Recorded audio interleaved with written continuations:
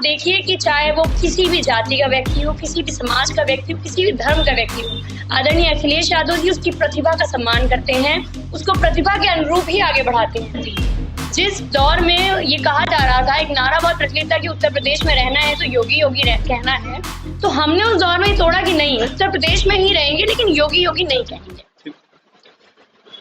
2017 में जब बीजेपी की सरकार आई थी तो उसके कुछ ही पलों बाद या कुछ ही दिनों बाद हम लोग कहे, एक युवती बहुत ज्यादा सुर्खियों में रही थी, कम से कम लखनऊ की राजनीति में। उन्होंने काले झंडे दिखाए थे मुख्यमंत्री योगी आदित्यनाथ को। उसके बाद उन्हें जेल भी जाना पड़ा था, कम से कम नहीं तो 1 महीने के लिए उन्हें जेल के अंदर रहना पड़ा था। एक लड़की के लिए मुख्यमंत्री को सीधे तौर पे काले झंडे दिखाना, उसके बाद जेल में जाना, एक बहुत ही हिम्मत की बात होती है, कह सकते हैं इस चीज को। आज वो नेता हैं, समाजवादी पार्टी के एक नेता हैं, समाजवादी छात्र सभा जनसभा की वो राष्ट्रीय उपाध्यक्ष हैं, और आज वो जगह जगह जाके समाजवादी पार्टी के लिए लोगों से जनसंपर्क कर रही हैं, पद यात्रा कर रही हैं, लोगों से संपर्क साध रही हैं। तो आज हमारे साथ हैं पूजा शुक्ला, और पूजा शुक्ला आज NH0 के साथ चल पड़ी हैं। NH0 पे आपका बहुत बहुत स्वागत। बहुत बहुत धन्यवाद आपको। पूजा शुक्ला जी, हम शुरुआत से आपके बारे में जानना चाहेंगे कि आपकी राजनीति में एंट्री, या उससे पहले आप जब लखनऊ यूनिवर्सिटी में आप छात्र नेता थी, तो उसमें आपने कैसे सारी चीजों को टैकल किया और आपका क्या अनुभव रहा शुरुआत? देखिए, लखनऊ विश्वविद्यालय अपने आप में एक क्रांतिकारी जगह है, जहाँ पर बच्चे पढ़ने आते हैं, लड़ना सीखते हैं, अपने अधिकारों की बात करना सीखते हैं। मैं एक ऐसे विश्वविद्यालय से हूँ जिसने मुझे लड़ना सिखाया, मुझे पढ़ना सिखाया, और साथ ही साथ अपने अधिकारों के लिए किस तरह से निरंतर डटे रहना है, वो मुझे लखनऊ विश्वविद्यालय ने सिखाया। मैंने लखनऊ विश्वविद्यालय में आकर के जब लोगों के बीच में अपना पढ़ाई लिखाई शुरू की, तो मुझे समझ में आया कि आपको विश्वविद्यालय की पढ़ाई के बारे में जितना जानना जरूरी है, जितना अपने सिलेबस के बारे में जानना जरूरी है, उतना अपने डेमोक्रेटिक राइट्स के लिए भी जानना जरूरी है, उतना अपनी सोसाइटी के बदलाव के लिए भी जानना जरूरी है। और लखनऊ विश्वविद्यालय एक ऐसी जगह थी जिसने मुझे बहुत कुछ सिखाया। मैं जब विश्वविद्यालय आई, मैंने शुरू से मैं छात्र राजनीति में थी। विश्वविद्यालय में आने के बाद मैंने लगातार कई मुद्दों पर आंदोलन किया, और सबसे बड़ी बात है, उस समय जो वर्तमान सरकार थी, समाजवादी पार्टी की सरकार थी, और समाजवादी पार्टी की सरकार में छात्रों की जो दिक्कतें थी उनको सुना जाता था। आज वर्तमान समय में आप देख लीजिए क्या होता है। वर्तमान समय में जब कोई भी छात्र अपने मुद्दों पे आंदोलन करता है, कोई भी छात्र नेता जब अपनी मांग को रखता है, तो उसके साथ क्या होता है। समाजवादी पार्टी की सरकार में निवारण होता था, लेकिन भारतीय जनता पार्टी की सरकार में फर्जी मुकदमा लगा करके आपको जेल में डाल दिया था। तो कहीं ना कहीं मैंने ये पाया है, मैंने ये समझा है कि विश्वविद्यालय में आने वाला हर बच्चा अपने आप में क्रांतिकारी है, उसके अंदर मुद्दों की समझ है, उसके अंदर कुछ करने की चाह है, और उसी चाह को लेकर के मैं निकली हुई हूँ और लगातार काम कर रही हूँ। लेकिन ये जो आपके एक दिमाग में एक आइडिया होता है, जब आप पढ़ाई लिखाई कर रही होती तो फिर आप सोचती हो कि मैं डॉक्टर बनूंगी या मैं कुछ और फील्ड पे जाऊंगी। राजनीति ऐसा क्षेत्र आपके लिए क्यों रहा, इसके बारे में आपने सोचा? शुरू से मीडिया की फील्ड बहुत पसंद थी। मुझे लगता था कि कुछ बदलाव करने के लिए आपको मीडिया है, या आप किसी सोशल ग्रुप से जुड़ जाइए। लेकिन फिर मुझे समझ में आया कि समाज सेवा के साथ साथ आपका राजनीति में रहना जरूरी है। राजनीति एक ऐसी जगह है जहाँ पर आप लोगों के लिए नीतियां बनाते हैं, जहाँ पर आप जनता की समस्याओं को सुन करके उनके लिए सीधा कुछ बदलाव कर सकते हैं। आपके पास वो ताकत होती है जब आप अपनी महिलाओं को सुरक्षा दे सकते हैं, जब आप लोगों के लिए कुछ जन सेवा का कार्य कर सकते हैं। तो राजनीति एक ऐसी जगह है जो जनता के सीधे सरोकार के लिए कार्य करती है, और मुझे लगा कि अगर मुझे राजनीति करनी है तो समाजवादी पार्टी एक ऐसी पार्टी है जिसके नेता आदरणीय श्री अखिलेश यादव जी, जिसके संरक्षक आदरणीय मुलायम सिंह यादव जी, जिन्होंने महिलाओं को लगातार स्पेस दिया है, महिलाओं को लगातार, अगर आप देखें कि फूलन देवी एक क्रांतिकारी विरासत को लेकर के आगे बढ़ी, किस तरह से उनका दमन हुआ। लेकिन सिर्फ समाजवादी पार्टी और श्री मुलायम सिंह यादव जी ऐसे नेता थे जिन्होंने उन फूलन देवी को सड़क से उठा करके विधानसभा भेजने का काम किया, उनके संघर्ष को सराहा। तो मुझे लगा कि समाजवादी पार्टी एक ऐसी क्रांतिकारी वैचारिक पार्टी है जो महिलाओं को स्थान दे सकती है, जो महिलाओं को सम्मान दे सकती है, जो जनता के सरोकार की राजनीति करती है। क्योंकि मैंने देखा था कि 2012 से 17 तक आदरणीय अखिलेश यादव जी ने किस तरह से लैपटॉप से लोगों को जोड़ा, बेटियों को कन्या विद्याधन दिया, बुजुर्गों को पेंशन दी, किसानों को उनकी फसल का उचित दाम दिया। तो मैं बहुत प्रभावित थी अखिलेश जी से, और उस प्रभावित होकर के मैं समाजवादी पार्टी में जुड़ी और अभी लंबे समय से काम कर रही हूँ। और मुझे खुशी है कि मुझे एक ऐसा नेता मिला जो महिलाओं की समस्या को समझता है, और सिर्फ समझते ही नहीं है, समझने के साथ साथ उनके निवारण पर भी काम करते हैं। 2017 में जब आपने मुख्यमंत्री योगी आदित्यनाथ को काले झंडे दिखाए थे, तो उसके पीछे की वजह क्या थी? देखिए, क्या है कि लगातार लखनऊ विश्वविद्यालय के अंदर आते हैं, वो गरीब किसान के बच्चे आते हैं, वो आम परिवारों के बच्चे आते हैं, हम जैसे सामान्य परिवारों के बच्चे आते हैं। लेकिन जब उसी विश्वविद्यालय की जो 5,000 की फीस हो उसको 50,000 में तब्दील कर दिया जाए, तो उस विश्वविद्यालय से सीधा-सीधा ये फरमान जारी हो गया है कि गरीब के बच्चे इस विश्वविद्यालय के अंदर नहीं घुस सकते। हमने उन गरीब आम छात्रों के लिए लड़ाई लड़ी, और जब हमें मालूम चला कि यहाँ पर बड़ा भ्रष्टाचार हुआ, विश्वविद्यालय में शिवाजी की मूर्ति के नाम पर एक बड़ा भ्रष्टाचार हुआ, उसकी कीमत 10 गुनी ज्यादा लगा दी गई और लगातार फीस बढ़ाई गई, और उन पैसों से एक विशेष पार्टी का जो आज सत्ता में भी है, उस पार्टी के कार्यक्रम होते थे उन छात्रों के पैसों से। तो हमारा आंदोलन था, हम लोगों ने, सब छात्रों ने तय किया कि हम मुख्यमंत्री जी से बात करेंगे, क्योंकि हमने मुख्यमंत्री के तौर पर जब अखिलेश जी को देखा था तो हमने देखा था कि कितना इजीली आप उनसे बात कर सकते हैं। हमें नहीं अंदाजा था कि हम एक ऐसे व्यक्ति से बात करने जा रहे हैं जो इस उत्तर प्रदेश के अंदर मुख्यमंत्री के तौर पर नहीं, तानाशाह के रूप में आए हैं। जब हम छात्र वहां पर जाते हैं उनसे बात करने के लिए, तो बुरी तरह से लाठीचार्ज, मारा जाता है, पीटा जाता है, फिर हम लोग काले झंडे दिखा देते हैं उनको। सिर्फ एक विरोध था हमारा काले झंडे दिखा करके कि मुख्यमंत्री जी समझे तो कि छात्रों की क्या समस्याएं हैं, किस तरह से गरीब का बच्चा विश्वविद्यालय में पढ़ने नहीं आ पा रहा है। जब हम लोग मुख्यमंत्री जी से बात करने जाते हैं तो उसके बदले में हम पर क्रिमिनल ऑफेंस लगाया जाता है, 120B लगाया जाता है, तमाम संगीन धाराओं में हम सारे जो छात्र थे, उसमें कई छात्र ऐसे थे जो समाजवादी पार्टी से नहीं भी जुड़े हुए थे, वो आम छात्र थे, सबको जेल भेज दिया गया और हम सब लोग 1 महीना जेल में रहे। गलती क्या थी कि विश्वविद्यालय के अंदर क्यों गरीब का बच्चा पढ़ने नहीं आ पाएगा, सिर्फ ये सवाल कर दिया। तो हम लोगों को जेल भेज दिया गया, और मैं ये मानती हूँ कि जेल भेजने से आपने हमारी आवाज को दबाया नहीं, जबकि आपके दबाने से हम और उभर करके आगे आ गए और तमाम मुद्दों पे हम लगातार लड़ते हैं। जब जेल आप गई, मतलब आपने बताया कि बहुत सारे लोग भी आपके साथ गए थे जो इस चीज के विरोध में थे, तो फिर जब जेल, एक महिला के तौर पे, एक लड़की के तौर पे जब आप जेल में गई, ठीक है, तो फिर उसके बाद की क्या प्रतिक्रिया रही थी? एक तो महिला के लिए जेल जाना बहुत बड़ी बात होती है, तो फिर उसपे एक अलग ही प्रभाव आता है, ठीक है, आप काफी संघर्ष करते हो और परिवार और दोस्त मित्र यार कम्युनिटी जो होती है आपकी पूरी, वो एक अलग तरीके से देखने लगती है। तो आपके साथ कैसा रहा वो जो एक्सपीरियंस था? मेरे घर से कभी कोई थाने भी नहीं गया, कभी किसी के ऊपर कोई मुकदमा भी नहीं दर्ज हुआ, क्योंकि मेरे बाबा गवर्नमेंट सर्वेंट थे और पिताजी भी में बहुत सीधे व्यक्ति हैं। हमारे परिवार में कोई थाने तक नहीं गया था। लेकिन जब मैंने ये शुरुआत की कि नहीं मुझे राजनीति में जाना है, तो बहुत तरह की समस्याओं का सामना करना पड़ा, क्योंकि प्रॉब्लम ये है कि सोसाइटी के अंदर आज भी महिलाओं को आगे नहीं निकलने दिया जाता। महिलाओं को हमेशा दोहरा संघर्ष करना पड़ता है। एक तो उनको घर से निकलने के लिए, ये कहने के लिए कि हम राजनीति करेंगे, और फिर सामान्य परिवार में बेटियों को घर से बाहर निकल के राजनीति करने के लिए मुझे नहीं लगता कि कोई भी तैयार होगा। बहुत मुश्किलें आती हैं और उन मुश्किलों से लड़कर आपको खुद को साबित करना पड़ता है। जब मैं जेल गई थी तो यकीनन बहुत बुरा दौर था, मेरे परिवार को भी बहुत परेशान किया गया और हमें भी जिस तरह की चीज़ें हैं उनका सामना करना पड़ा, क्योंकि लड़कियां, जैसे आमतौर पर जब लोग जेल जाते हैं तो उनके बारे में बहुत ही अजीब तरह की बातें की जाती हैं, क्या कारण था, क्यों गई, कैसे गई, क्या हुआ। लेकिन क्योंकि इतना बड़ा मुद्दा था तो सबको मालूम था कि मैंने योगी आदित्यनाथ जी को झंडा दिखाया है और उसके बाद मैं जेल गई हूँ।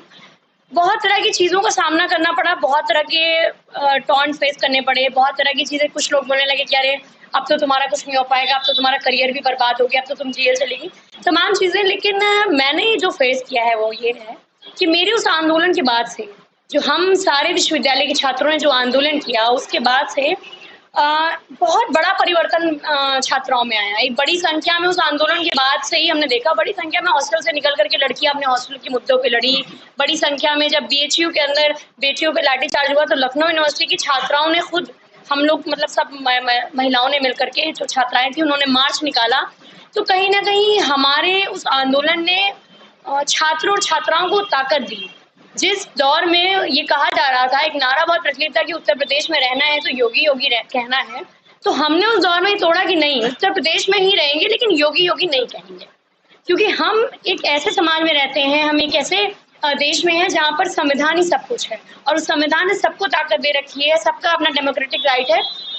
उस संविधान में आस्था रखते हुए हम लोग लगातार निरंतर जो भी सरकार की गलत नीतियां हैं, जो भी जन विरोधी काम हो रहे हैं, जो भी जनता की समस्याओं को लेकर के संघर्ष कर रहे हैं। और ये ताकत, ये ऊर्जा विचारधारा से मिलती है। ये ताकत, ये ऊर्जा जब आप लोहिया को पढ़ते हैं तब मिलती है। ये ताकत और विचारधारा जब आप सावित्रीबाई फुले के संघर्ष को पढ़ते हैं तब मिलती है। ये ताकत और विचारधारा आपको फातिमा शेख से मिलती है। तो मेरा खासा एक लगाव भी रहता है कि किस तरह से हमारे पूर्वजों ने, हम महिलाओं ने कितने आंदोलनों को झेला है, वोट के अधिकार के लिए हो, पढ़ने के अधिकार के लिए हो, लड़ने के अधिकार के लिए हो। मुझे ताकत उन विचारों से मिली है, मुझे ताकत अपने नेता श्री अखिलेश यादव जी से मिली है, जिन्होंने मुझे हर कदम पर सराहा है, मेरे साथ मजबूती से मेरा साथ दिया है। और शायद आज मैं यहाँ तक पहुँच पाई हूँ तो उसके पीछे समाजवादी पार्टी और अखिलेश यादव जी का बहुत बड़ा योगदान है। और मैं हमेशा कहती हूँ कि लड़कियों को ज्यादा से ज्यादा संख्या में राजनीति में आना चाहिए, क्योंकि जब परिवर्तन करना है तो परिवर्तन की शुरुआत राजनीति से होती है। मेरा सवाल अखिलेश यादव से ही जुड़ा हुआ है। जब आपने अखिलेश यादव से जब आपने पहली मुलाकात की थी तो आपने शायद बताया था थोड़े समय पहले कि मतलब जब जेल से निकली थी, जब आपने आंदोलन किया था, उसके बाद उन्होंने प्रेस कॉन्फ्रेंस भी की थी, आप लोग को लेके किया था। तो उस वक्त जब पहली बार आपके समर्थन में अखिलेश यादव आए तब आपको क्या बोला? देखिए, पहली बार जब मैं राष्ट्रीय अध्यक्ष जी से मिली थी तो मैंने 31 मई को सहारनपुर की हिंसा पे एक विधानसभा घेराव किया था।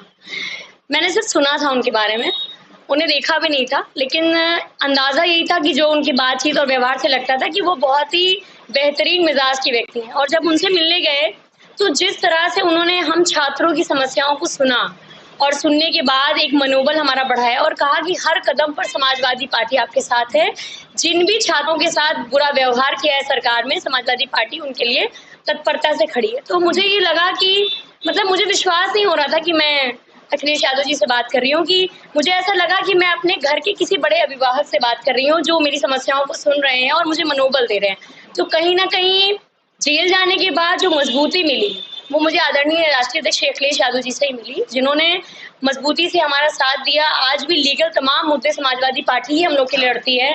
हम लोगों के लिए हर कदम पर, हर समय, हर वक्त हमारे परिवार के साथ खड़े होने की बात हो या हमारे साथ खड़े होने की बात हो, समाजवादी पार्टी खड़ी है। और अपने आप में एक बहुत बड़ी बात है कि ब्राह्मण समाज से जिस तरह से लोग बहुत सारे भ्रम फैलाते हैं उनके बारे में, लेकिन आप देखिए कि चाहे वो किसी भी जाति का व्यक्ति हो, किसी भी समाज का व्यक्ति हो, किसी भी धर्म का व्यक्ति हो, आदरणीय अखिलेश यादव जी उसकी प्रतिभा का सम्मान करते हैं, उसको प्रतिभा के अनुरूप ही आगे बढ़ाते हैं।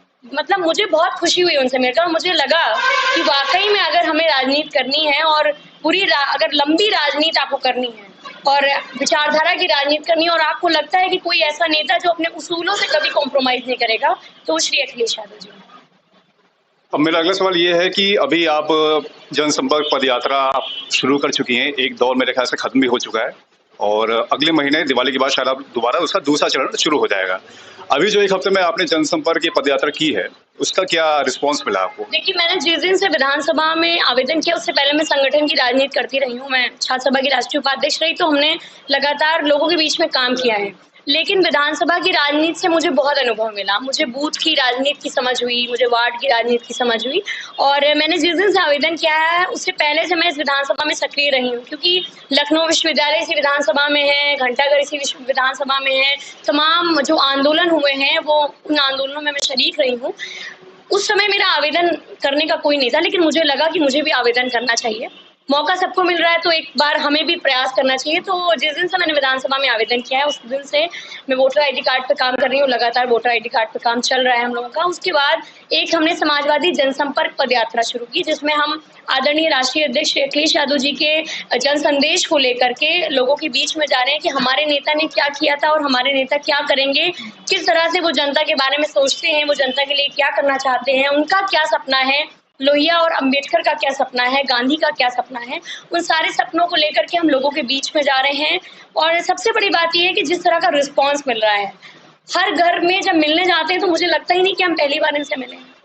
वो प्यार, वो अपनापन, वो स्नेह, वो आशीर्वाद जो मुझे उत्तर विधानसभा की जनता से मिल रहा है, वो अविश्वसनीय है, अतुलनीय है, मैं उनकी कोई तुलना नहीं कर सकती। और मुझे ताकत भी इस विधानसभा की महिलाओं ने दी है, इस विधानसभा के नौजवानों ने दी है, इस विधानसभा के बुजुर्गों ने दी है। उन्होंने मुझसे कहा कि हाँ, एक ऐसी राजनीति की ज़रूरत है जो लोगों के बदलाव की बात करे, जो लोगों के जीवन में बदलाव की बात करे, जो नौजवानों की बात करे और ख़ास तौर पर महिलाओं की बात करे। ये अपने आप में बहुत बड़ी बात थी। उस जनसंदेश को लेकर के हम समाजवादी पार्टी के जनसंदेश को लेकर के लोगों के बीच में गए, मिले, बातचीत की और बातचीत के बाद ही निकल के आया कि 2022 के लिए जनता तैयार है। 2022 के लिए जनता तैयार है, आप ये कह रही हैं। उत्तर विधानसभा की तरफ आप गई, वहां पर आपको अच्छा रिस्पांस मिला, समाजवादी पार्टी के पक्ष में मिला।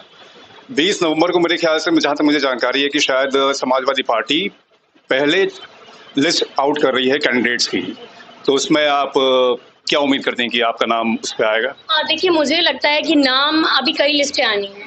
पहली लिस्ट में पार्टी ने किस तरह से डिसाइड किया, क्योंकि पार्टी भी जो लिस्ट डिसाइड करेगी वो क्रम वाइज करेगी, वरिष्ठ लोगों को भी वरीयता दी जाएगी। और लगातार लखनऊ, चूंकि एकदम राष्ट्रीय अध्यक्ष जी, तो मतलब लखनऊ में बहुत एक कनेक्शन रहा है राष्ट्रीय अध्यक्ष जी का, तो लखनऊ का क्या होगा ये तो मुझे नहीं पता, हो सकता है अंतिम चरण में भी हो।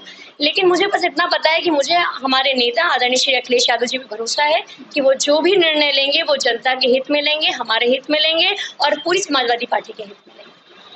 ये भी देखा गया है कि जो नौजवान है वो थोड़ा सा कतराते हैं आजकल की राजनीति को लेके, लेकिन आप जिस तरह से संघर्ष किया और आप इस मुकाम पर अभी पहुंची हैं, उसको देखते हुए क्या आप उनको इंकरेज करना चाहेंगी? देखिए, समाजवादी पार्टी हमेशा नौजवानों की पार्टी रही है। आदरणीय नेताजी ने भी कहा कि समाजवादी पार्टी हमेशा नौजवानों की पार्टी रही है। अखिलेश जी के नेतृत्व में समाजवादी पार्टी में एक बड़ी संख्या में यूथ को आशा और उम्मीद है। आप देखिए कि जितने भी आंदोलन चल रहे हैं, लोग किससे उम्मीद कर रहे हैं? आदरणीय श्री अखिलेश यादव जी से उम्मीद कर रहे हैं। तो जाहिर सी बात है कि जब उत्तर प्रदेश के अंदर एक ऐसे युवा चेहरे हैं, तो समाजवादी पार्टी हो या हमारे कार्यकर्ता हो या तमाम नौजवान हो, सारे लोग समाजवादी पार्टी के साथ जुड़े हैं। और मैं यूथ को खास तौर पर कहना चाहूंगी कि आप भगत सिंह की उस बात को याद रखिएगा कि अगर आपकी शिक्षा ने आपको सामाजिक शिक्षा से नहीं जोड़ा, सामाजिक सरोकार से नहीं जोड़ा, तो आपकी शिक्षा अधूरी शिक्षा है। मैं ये मानती हूँ कि अगर आप पढ़े लिखे हैं तो आपको राजनीति भी तय करना चाहिए, क्योंकि जब आज वर्तमान समय में राजनीति युवाओं का भविष्य तय कर रही है, तो इन युवाओं को भी तय करना होगा कि उनकी राजनीति क्या है। तो जरूरी ये है कि सारे युवा, महिलाएं, पुरुष, किसान, सारे लोग एकजुटता के साथ उन लोगों का साथ दें जो आपकी बात करते हैं, जो आपके साथ हैं, जो आपके हर सुख और दुख में आपके साथ खड़े हैं, जो आपके रोजगार की चिंता करते हैं, जो महिलाओं की सुरक्षा की चिंता करते हैं, जो किसानों की आय की चिंता करते हैं, जो बुजुर्गों की पेंशन की चिंता करते हैं। उन सारे लोगों के साथ हम सारे लोगों को आना चाहिए, और वो सिर्फ और सिर्फ आदरणीय अखिलेश यादव। तो ये थी हमारे साथ पूजा शुक्ला, जो कि सारे जवाबों के उन्होंने बेबाकी से जवाब दिए। उनका कहना है कि 2022 के चुनाव में समाजवादी पार्टी का जो पलड़ा है वो भारी दिख रहा है। युवाओं के लिए उन्होंने एक संदेश दिया है कि जितने भी युवा हैं वो सही दिशा में चलें, और समाजवादी पार्टी एक ऐसी पार्टी है जहां पर युवाओं को जगह दी जाती है, जहां पर तरजीह दी जाती है। विधानसभा चुनाव में जो कैंडिडेट लिस्ट आने वाली है उसमें भी इनको पूरी तरह से उम्मीद है कि उनका नाम होगा। जो भी लिस्ट आएगी उसमें हो सकता है उनका नाम हो, अगर नहीं भी होगा तो फिर वो समाजवादी पार्टी के राष्ट्रीय अध्यक्ष अखिलेश यादव जो भी फैसला करेंगे वो सही करेंगे, उसमें इसमें कोई दो राय नहीं है।